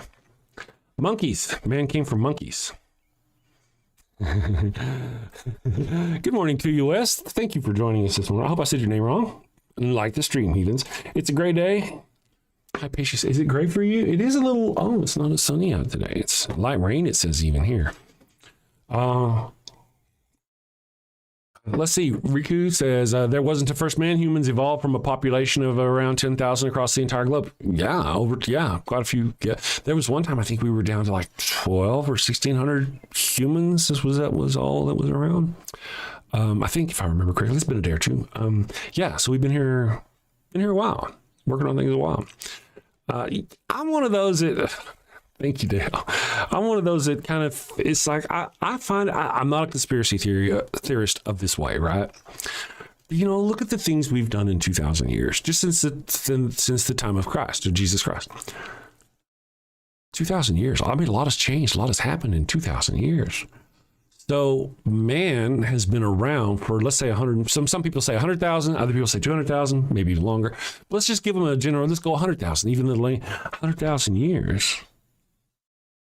And in all that time, we never invented writing. 98,000 years of our existence, and we didn't, or well, no, more like 90,000 of our existence, and we didn't have writing. We didn't have culture. We didn't have any cities. We didn't know how to farm any kind of food for the first 90,000 years of our existence. And only the last 6,000 to 10,000 years have we really. That's just crazy. Crazy. Then sometimes I stop and I see things and I'm like, I'll see how there's this thing in China where they take this thing and they pull this bark off a tree and then they do this to it and this to it and this to it. And it does this, and for long they're doing this with it, and it hardens, and they turn it into I'm like, how the fuck did you? Oh, yeah, that's how you figured it out in 90,000 years. You had a long time to work out little shit, didn't you? So, I don't know. I'm a little amazed myself. If somebody actually came to me and said, we've discovered that humanity actually did reach a certain level of near our level of society at some point and then crash again, I would believe it given evidence. I would be eager to believe it. Let's see. Young Fresh, the thought of you atheists and how hateful you are brought me to Jesus Christ. Thank you. That's actually Christian projection, isn't it? Atheists aren't the hateful ones, are we? We're not the ones. I mean, you're the ones that are oppressing people, aren't you, Christians? And I think that's probably a lie. I think you're a liar. Young Fresh. I do. The thoughts of you atheists and how hateful you are. Really? We're hateful? What part of what I've said has been hateful? I mean, yeah, I did kind of go after Muhammad. I do that kind of, don't bring Islam at me. I'm not very good with Islam. I just go right for I don't see the point of arguing any of the little quibbly bits. Oh yes, he said, "Be good to your." Remember that one time where he was his Jewish neighbor didn't put out his trash, so Muhammad went to check on him. Yes, but I can't get over the fact that he fucked a 9-year-old. Oh, I just really don't go there. But yeah, other than that, it's Christian oppression. You guys are the ones that are oppressing. You are. You're the hateful ones. You're the hateful ones. If we're angry, it's because we're angry at you for oppressing us with your bullshit. Example, Christians took over our government with Donald Trump. You can lie and say they didn't, but they did. And as soon as Donald Trump got into office and the Christians got in office, Donald Trump will appease the Christians and give them almost any fucking thing they want because he's going to try to overthrow our government. And he's going to want Christian support to do it. Remember last weekend, not this weekend, but the last weekend, they had a 9-hour We Are Christian Nation meeting at the White House. Remember?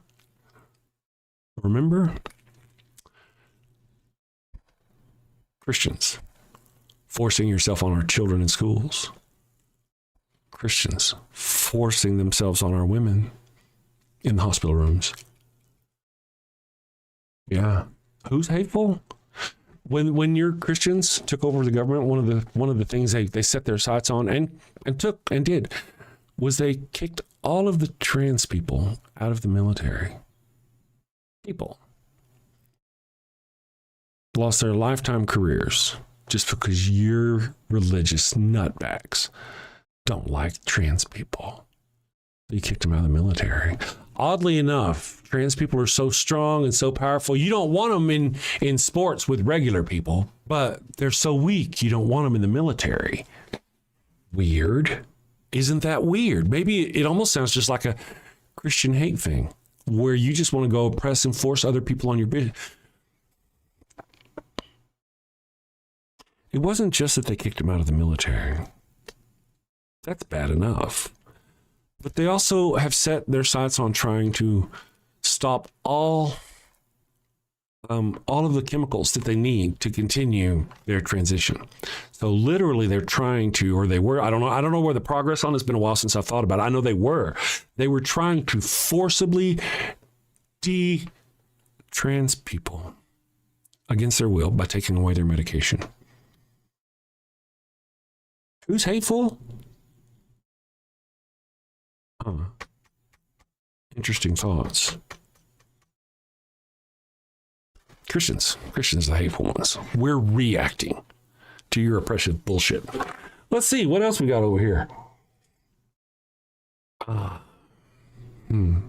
Today's world is confusing, and there's too much information for one person to make sense of it all. Which credit card should I pay off first? Is non-fat milk good for me? Who should I vote for? Let's face it, if you can't figure out high-interest milk, then how can you be expected to make political decisions that influence a country of over 325 million people? Well, that's why there's fascism. Fascism is the political, social, and economic system for today's world. The Merriam-Webster Dictionary defines fascism as a political philosophy, movement, or regime that exalts a nation, and often race, above the individual, and that stands for a centralized autocratic government headed by a dictatorial leader, severe economic and social regimentation, and forcible suppression of the opposition. Choose this ideology and life will be easy. Did you ever look at someone who uses really big words and think, I wish those libs would just disappear? Well, under fascism, your dreams can come true. Under fascism, you won't have to worry about the pesky little things like brown people or atheists, or who in your country is entitled to basic human rights and who is not. Hint, hint, the answer is nobody. Yes, friends, this truly is the final solution you've been looking for. And if you're concerned if this form of authoritarianism will be up to your high standards, don't worry. American fascism will be the best fascism in the world because it's been endorsed by Jesus. So go out and destroy freedom and democracy by getting fascism today. Paid for by the Fascio-Conservative Party, formerly known as the GOP.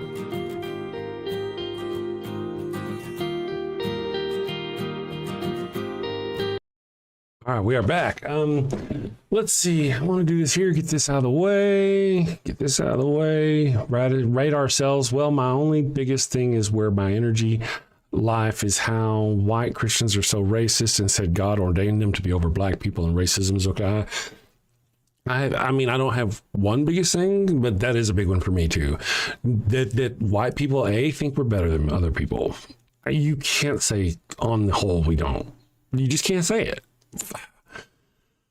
That's just because of lack of travel, I think, for most of us, lack of experience with other people, maybe, perhaps. I don't know. But then the Christians to think that, I mean, how ignorant could you possibly be? I think Jesus was white, even remotely white. That's weird. Isn't that weird? How Jesus, for some reason, looks like, I don't know, Kenny Loggins. If you're old enough to know who Kenny Loggins is. I want to get that out of there real quick. Good morning, that Opal guy. Thank you for joining us. Let's see here. I suspect our friend, our young friend, new people can be made or whatever and say that democracy has been taken away, but actually you're doing is going against democracy, just that people haven't spoken. You're just mad. That's stupid. You're wrong. You're going around taking away other people's rights. We are doing the same. You're right. We're doing the same. We're going around taking away your right to take away other people's rights. And I'm sure you're like, oh, I'm oppressed. Oh, look, gay people are getting married. Oh, look, trans people are getting married, they're just living their lives, and I can't oppress them in any way anymore. So, oh no, I'm oppressed. Christian, is that you? Interesting. You know, Wendy Kirkland. Let me see here. I think there's evidence. Let's see. God. You know, when I was a Christian, Wendy, that was my take on it. Because I have to say, I was probably like 7 or 8 years old in West Texas when I was taught about evolution in school and dinosaurs in school. I don't think we really hit evolution so much. I mean, I'm sure we didn't, but I do distinctly remember dinosaurs and the Earth being millions of years old or billions of years old, and then seeing the Bible story where it said these things happened all really at once. And I remember being a kid going, this doesn't make sense. That can't be right. Why can't you do that? Or you're a grown adult. Anyway, not you. I'm talking not. I got distracted. I wasn't talking to Miss Kirkland. Wendy, I wasn't talking to you about that. Sorry. I kind of was. I was saying, as far as the beauty of the God creature being able to see everything and guide everything, that's the kind of Christian I was. My God creature had power. These modern Christians are just, their God's a pussy. Christian persecution has entered the chat. There's no evidence for evolution. See, Miss Wendy, now you're getting into the absurd part. We have lots of evolution. We have lots of evidence for evolution. I don't know why you don't think we do. We've got, and I'm going to use maybe 1 billion, hundreds of millions of pieces of evidence at least in fossil records. Fossils, just alone. That's not counting Wendy. That's not counting the modern examples that we have right now of things in different stages of evolution. Right now, you're like, oh, the eyeball. You know what? The eyeball starts as a little heat or light sensitive patch on the skin of it, and it kind of develops into an eye over time. Some eyes are different, but we have that. We have creatures that have that very first light sensitive patch. We found that in science right now. So millions of years from now, they'll probably evolve an eyeball. The eyeball has evolved several times in different creatures, and we have every little stage of the eyeball. We have examples of it. The fact that I don't know where you get this zero evidence from. I have no idea. No idea. It's just, where do you get that? How do you not know? How can you see, you don't see the cats and the big cats and the lions and the humans and the apes and the horses and the little horses. You don't see the obvious progression of evolution. What's stopping you from believing that? What about the Word of God keeps you from believing in evolution? The evidence is ridiculous. It is so overwhelming. Let's see. Zainab says, my point isn't that it proves God with no other possibilities.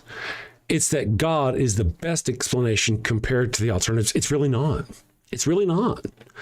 The God creature is not the best alternative. You know, more like the universe popping into existence from some sort of quantum foam.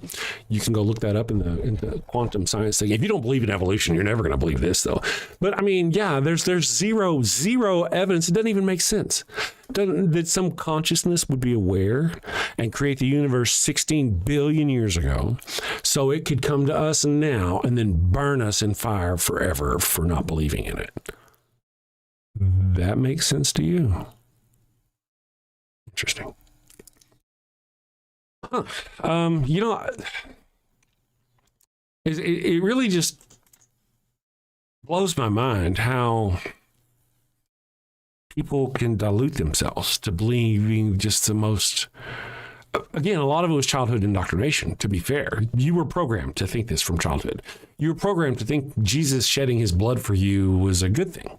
That's disgusting. It's disgusting. You were programmed from childhood to think it was beautiful, but it's not.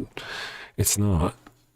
It's not even like a soldier in like a trench or in a foxhole or something. When a grenade comes in and they throw themselves onto the grenade to protect their other soldiers and they sacrifice themselves. It's not even like that. Not even like that, even remotely. Jesus didn't give himself. He didn't even break any bones. So they could fulfill a prophecy of the Old Testament. So without the Old Testament, what the fuck does Jesus do? Oops, sorry. The truth is what the facts are. If we have evidence that we evolved, why do you not see Monkey Man still alive today? Wendy, you should go look into that. You really should. You're asking the right questions. You are. But we do have, and part of the reason is because Monkey Man is actually we're a long way away from Monkey Man, to be fair, evolutionarily speaking. However, you can still see a lot of the hair on our knuckles. You can see the Monkey Man in us if you want to. You just don't want to. You don't want to. We even, fuck me. Oh, you're not going to believe it. We even have a vestigial tailbone. A vestigial what? A what bone? A vestigial tailbone. Because we used to have fucking tails. We have a tailbone. Wendy, why do we have a tailbone?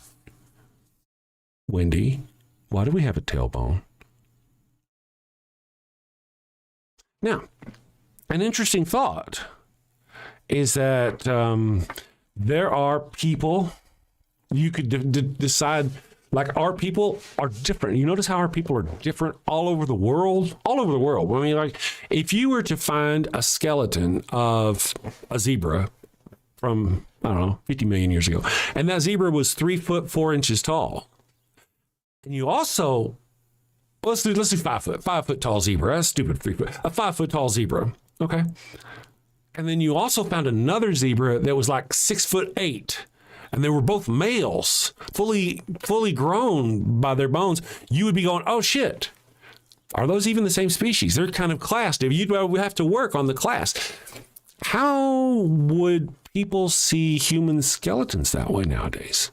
You can have small, thin people, like generally Asian people tend to be, or fat white people, tall, 6'8". You know, how do they classify us all? You can't see a Monkey Man in that. You can't. We're all monkeys.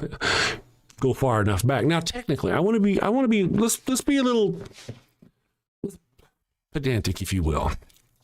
Monkeys have tails. That's why I said we're monkeys. That's the only reason why I ever accepted us as monkeys in any fashion. Technically, we're great apes. Great apes are the ones that don't have tails. That's kind of how you can tell what's an ape, what's a monkey. So when we say we evolved from apes, that's true. The apes we evolved from lost their tails before. See, so they were monkeys with tails. They kind of evolved partly like us, lost their tail, but they weren't like us. And then they continued on. I mean, this is all easy to understand if you... My understanding is in China, there are two different, and if there's any Chinese people here, work with me and let me know.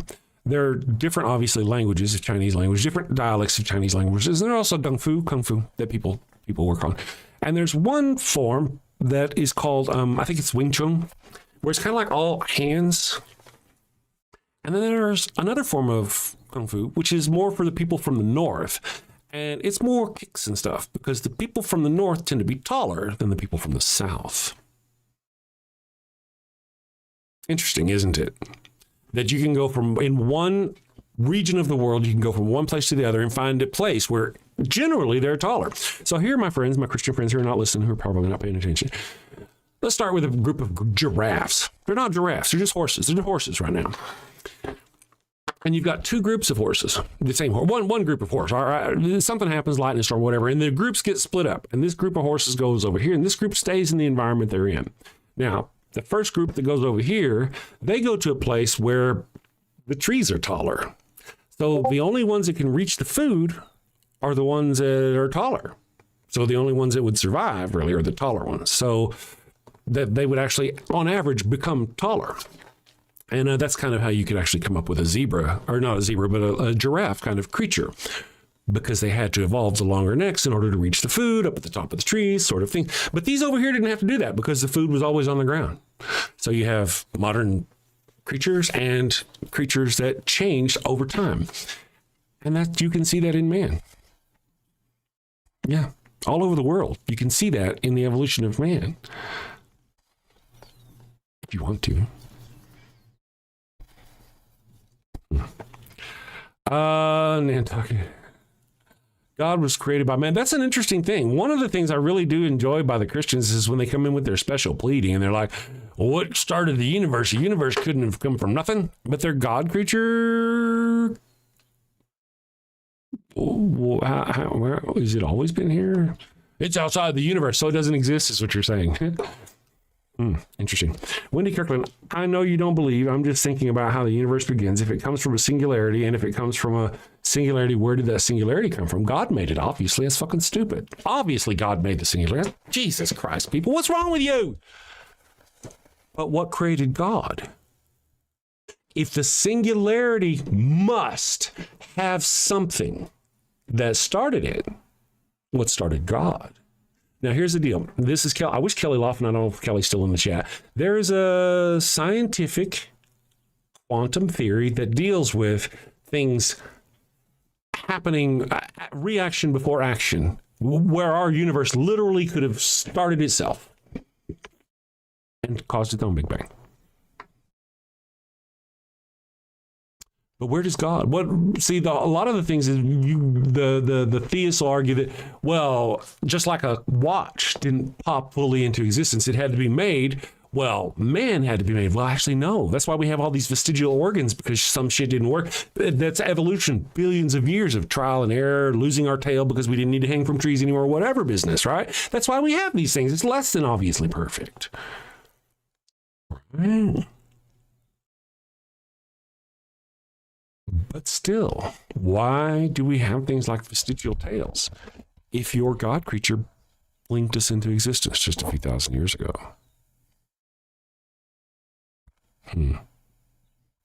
Fascinating.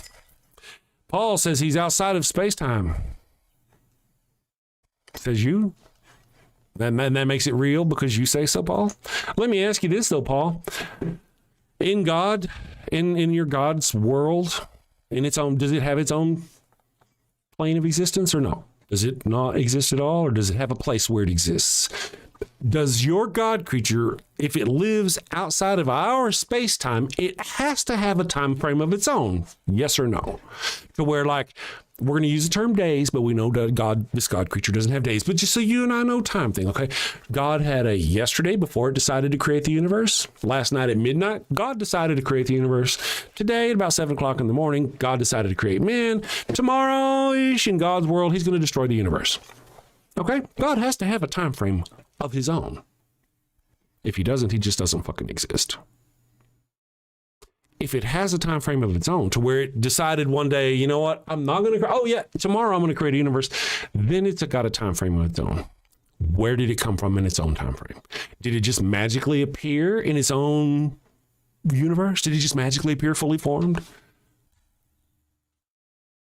So humans, the earth and animals and all this couldn't evolve into the complex creatures we are. We couldn't. Even though we have all the evidence that shows that we did, we couldn't. Yet your God creature can blink into existence, fully formed, all-powerful, almighty, all-knowing.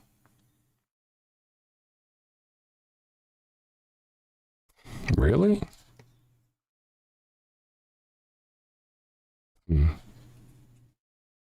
Believing in God is like believing in Santa Claus. Hi, Richard. Hashtag truth. Yes, Santa Claus. However, one of the things that Jesus says, like Santa Claus, he just merely refuses to give you gifts. That's all. You might get coal, something you technically back in the 1800s, whenever all this really started, late 1800s, early 1900s, coal was probably actually worth something to a kid. You could burn it. I mean, it's not the greatest thing, but it's better than nothing. But the God creature is going to burn you in a pit of fire for eternity, gnashing of teeth, however you want to see it, whether it's a denial of existence of God, out of his space, either way, even if it's just that, the Christians make it sound like it's horrific. For eternity, that's your God creature. That's their God creature, right? So, merciful, loving. Let's see. Read this right here. Yeah. So this whole notion that your God, hi John. I hope I hope you had a good weekend. This whole notion that your God creature could just pop into existence in its own time frame, because it has to have some sort of time frame, does it not? Or did it instantly pop into existence in its own universe at the same time it created our universe? Or does it have a before and an after? Does your God creature function solely to create this universe? Or is it something beyond this? Where the universe, our universe is like a project sitting in your God creature's office that he created, and he goes in there and checks in on us every now and smites people and shit, right? But there had to be like a day before when he had the office and there was nobody in there, and he decided, you know what, tomorrow I'm going to put a universe in that office. And if he has a time frame of his own, it has to have a beginning, right? Doesn't it? And this notion, I really think this notion that everything has to have a beginning except God. I just think that's just special pleading. God would be outside time. God doesn't have a time frame of its own, though. That's the question. Were you not hearing? God exists outside of time, but God doesn't have a before and after of its own at all. Is that what you're saying? No before and after in its own universe. It never had a before it decided to create the universe. Is that what you're telling me? Your God creature came into existence with the universe. Or in its world, did it have whatever world plane of existence, whatever plane of heaven, wherever that's at, did it have a yesterday? And a day before that? Will it have a tomorrow? If it has any of those things like we have in our universe, then it has its own fucking time frame. And if it does, it has to have a beginning, right? And you really, when we look at like the cosmic microwave background and stuff, we kind of goes, oh, look, this kind of looks like this. What? But the God creature created everything? Really? You just want to take credit for the Big Bang. And then like it waited 16 billion years on its hands, doing nothing apparently, but just running around creating universes, shitting out galaxies. And then it decided to create man and talk to people in the ancient desert and tell them it loved you now. Does any of that make sense? Where does any of that make sense? Why does any of that make sense? That the universe popped into existence and that it is its own thing, whether I like that thing where we're in a black hole. Our entire universe is in a black hole. That's fucking awesome. It is awesome because our black hole could be minuscule in the other universe that it's in, even though it looks infinite to us. It's not really. It's actually inside a black hole. in another universe, in another galaxy, probably the heart of another galaxy in another universe. Isn't that cool? I think that's cool. You got the cosmic, the what do you call it? Quantum foam. Anywhere where there's like you get nothing, cosmic foam, where there's just energy bubbles into the universe from seemingly nowhere. And then when we look at black holes, and whenever they get material put into them, whenever material goes, it gets completely destroyed. Like, you don't fall into a black hole. You become turned into every smallest, tiniest little particle of you and then shoved into the black hole.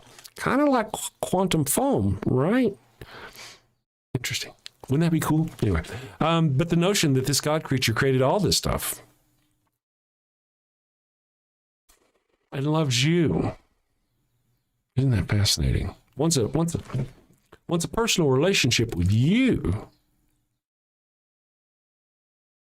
But if you don't give me 10% of your money, it's not going to want a personal relationship with you.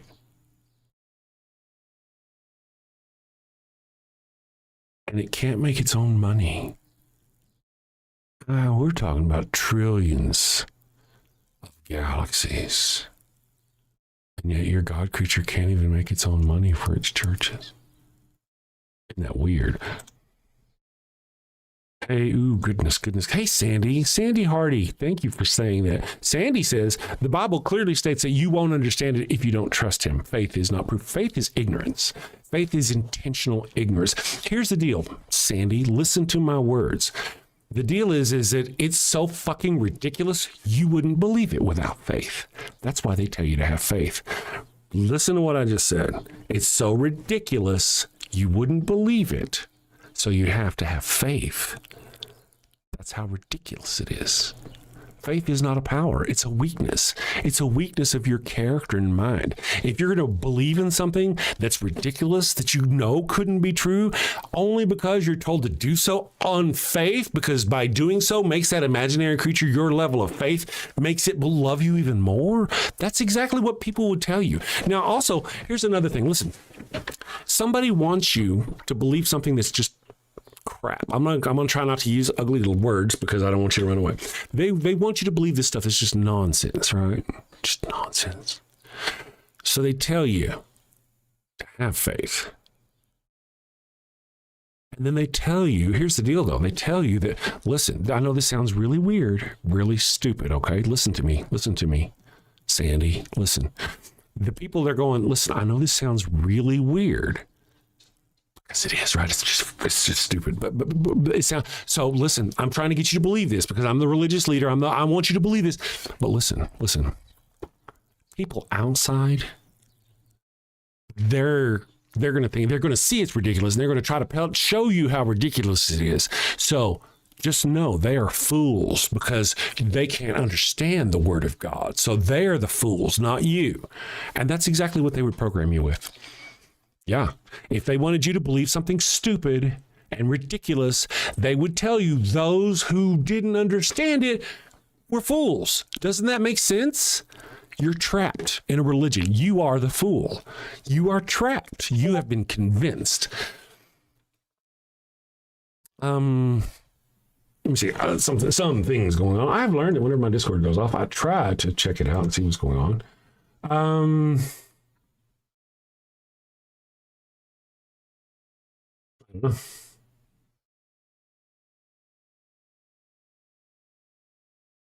Oh, I gotta see words here. It's just big.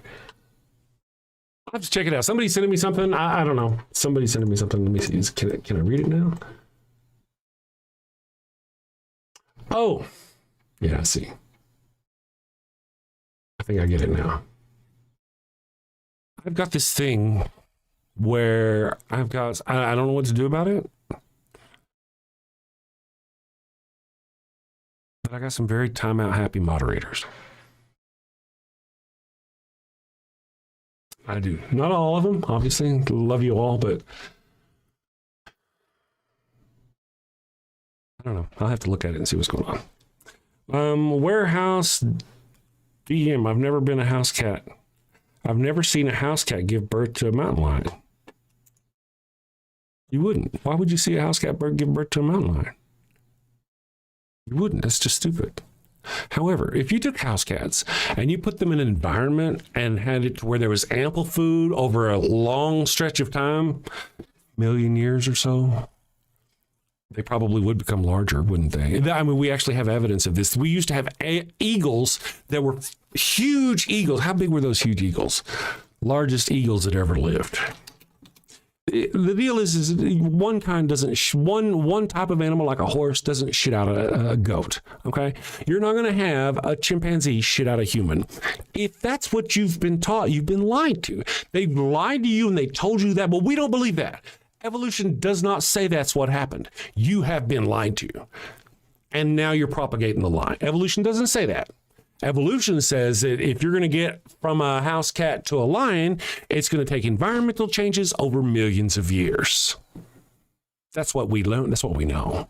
Now, we can have some like short-term evolutionary changes. Go look at the story of the little birds, where there's these birds, they started on one side of a huge lake, and they migrated around the lake, and their bodies changed so much because of the different environments around the lake. By the time the bird species got around to the other side of the lake, they couldn't interbreed.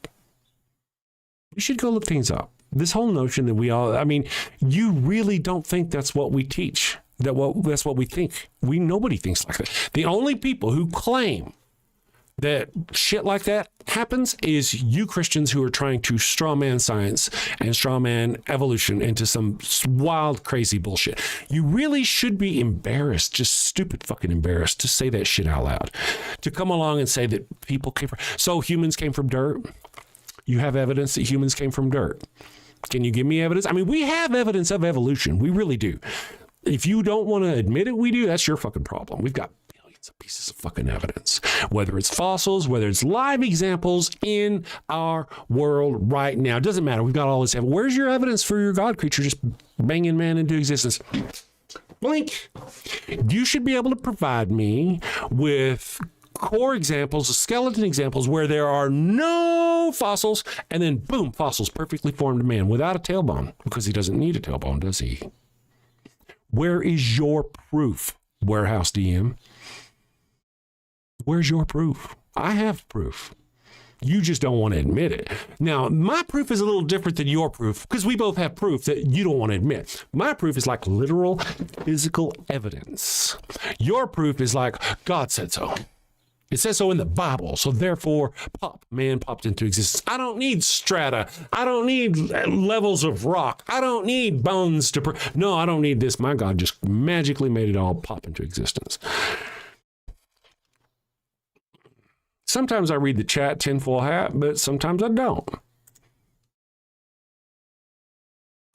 Can you give me an example of something you have faith in that is not God? There are more than a few things.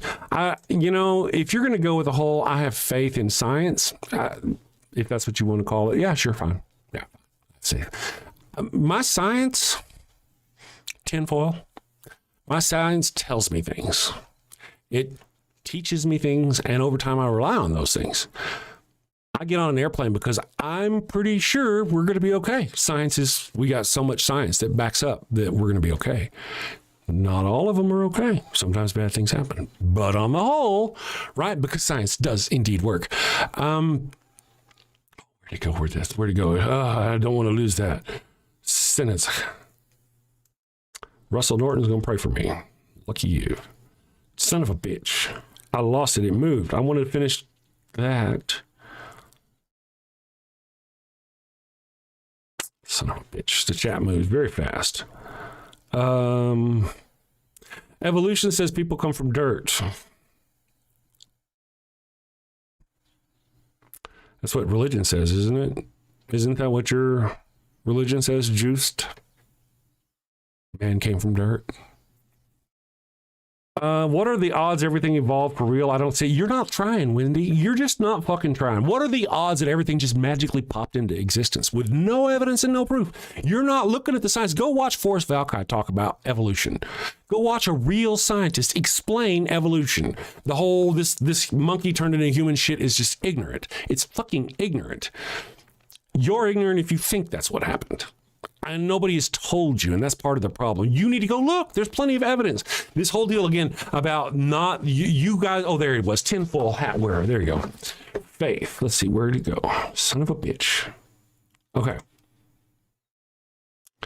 I'm not arguing against science or God. I have no horse in either game. But when something calls others dumb for having faith, it's weird. No, that's the whole deal, man. The whole deal is it's something stupid and ridiculous, and you wouldn't believe it. That's why they came up with faith, right? Faith is a virtue. Faith being a virtue is something that somebody is trying to sell you something that's ridiculous, wants you to believe that faith is a virtue. Of course they want you to believe that. They don't want you to go, oh, fuck, that doesn't make sense, and question it. But what happens when you do? What happens, Christians, when the faith isn't enough? Whenever you're sitting there going, man, this is fucking stupid. God gave himself, he raped a 12-year-old girl, got her pregnant so he could kill his own son in a sickening child sacrifice to absolve me of my sins? How the fuck does that work? Well, you got to have faith, right? You got to have faith. But if you don't have enough faith, then we have hell. Then we have fear. So if you don't have enough faith, remember, you're going to burn in hell if you don't believe. So you either have faith to try to convince you to believe stupid shit you would never believe because it's stupid. But if you don't believe, we've got hell to threaten you with, to drive you towards our religion. I can't imagine how many people have come in here and gone, I pray for you. You'll be sorry at the end. Why would I be sorry? Why are you going to pray for me? Why is Jesus, he's our savior. What is he saving us from? If your God is love and mercy and peace, what is he saving us from? He's saving us from your God creature, isn't he? Am I wrong? No. It's the wrath of God. That's it, the wrath of God. I just came up with a new saying, the wrath. No, that's not new, is it? Interesting. I am all done, my friends. I'm going to go check out some stuff and see what's going on. I hope you have a wonderful week. I hope you had a great weekend. The evil one is off today, and we're gonna trim our dog's hairs. Not all of them. Oh my goodness, not all, but the ones that really need it. So I love you all. I think you're all wonderful. I hope you sin safely, and we will see you tomorrow. I need to read the super chats. Sorry. Miko gave away 5 of our memberships. Thank you, Miko. And then Henry kicked in the door and said, "Keep pounding, brother." Tax the billionaires. Thank you for the super chats, guys. I appreciate you. Sin safely, my friends. I'll see you tomorrow. Got a house that smells like old cheese and shame. Father Flanagan's flesh candles change the game. Goat-scented thrills for your soul's delight. Light it up, baby, make your room right. When you've sinned and need to atone, light a candle and avoid the stone. Smell the goat in a holy zone. Father Flanagan, here to set the tone. Confession booths, busy, no need to stress. Light a candle and forget your mess. Gross odors vanish like sins in the wind. With each wick, guess who's your new best friend? When you've sinned and need to atone, light a candle and avoid the stone. Smell the goat in a holy zone. Father Flanagan, here to set the tone. Lambs and calves may have their day, but goat's the scent that leads the way. Clean your slate with a sniff so pure. Father Flanagan's got the cure. Turn your home into a saintly space. With every whiff, find redeeming grace. From your living room to the kitchen sink, light the gold candle, don't even think.